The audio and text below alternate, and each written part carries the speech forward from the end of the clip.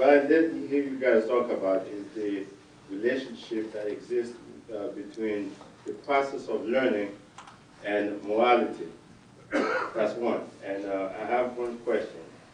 If morality determines what is right or wrong, then what is right or wrong can be different from culture to culture. Well, we may have certain things in common as far as what is right or wrong, but I don't think it pertains to everything. Right. Well, so if I understand your question correctly, this is actually a similar theme as emerged earlier when you were talking about freedom and the relationship between freedom and morality. The question that always comes up with these discussions is that people want to either suggest that morality is absolute, unchangeable, it usually comes down from the gods, or that at the opposite extreme, then it's all culturally relative. Everybody does things in a different way, and who am I to say that you're wrong, or who are you to say that I'm wrong?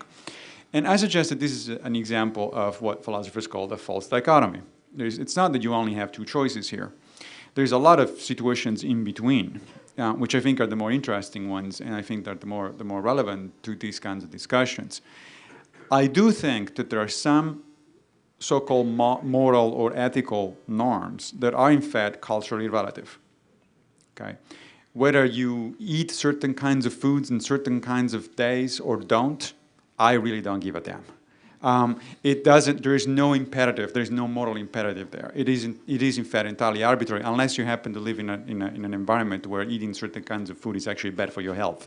But that still doesn't qualify as a moral imperative, it just qualifies as common sense. So there's plenty of cultural rules that do become enshrined into moral or ethical rules in a particular society at a particular point in time. Okay? And history does tell us that. So there's no question that some aspects of morality are in fact relative.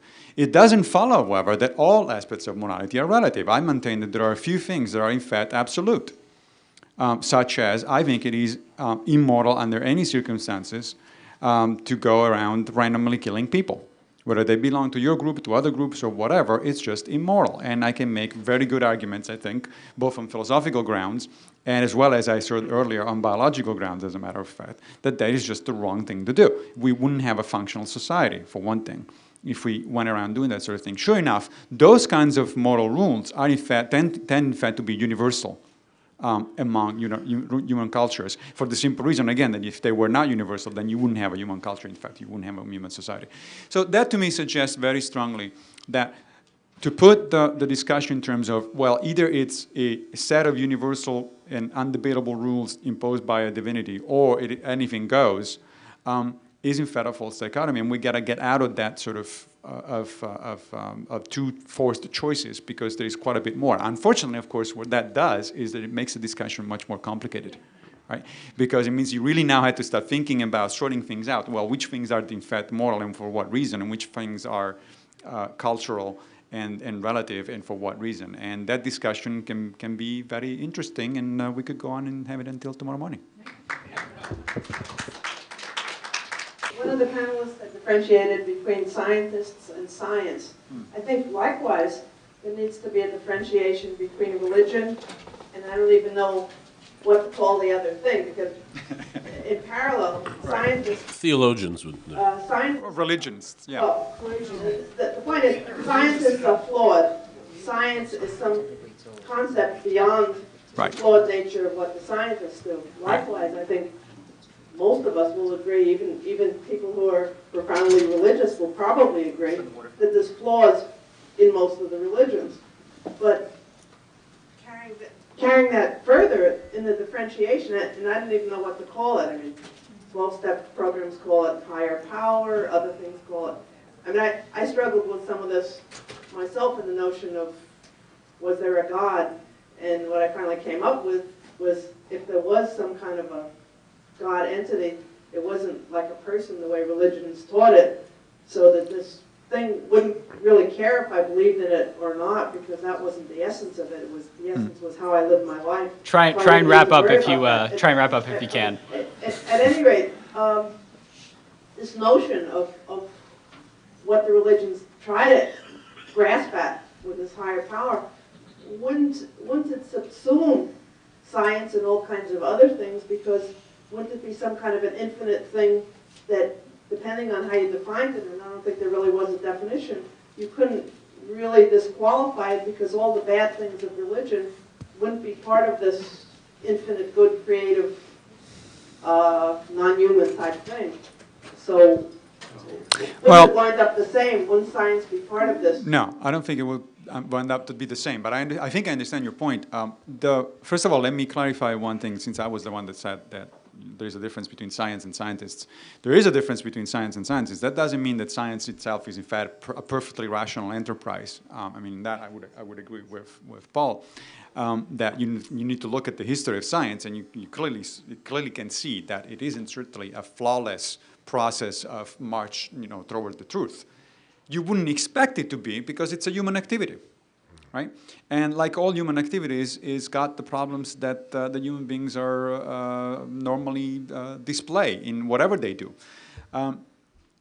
However, science, I think, demonstrably does in fact make progress over time, not necessarily linear progress, not necessarily easy progress, but it does make progress in the thing that it's designed to do, which is an understanding of the natural world. Because that's the only thing that science really is supposed to be doing. It's not supposed to be telling you what is moral and what is not moral. It's not supposed to be telling you to be empathic about certain things and not others. It's just supposed to tell you, how does the world work? That's the kind of question science tries to answer.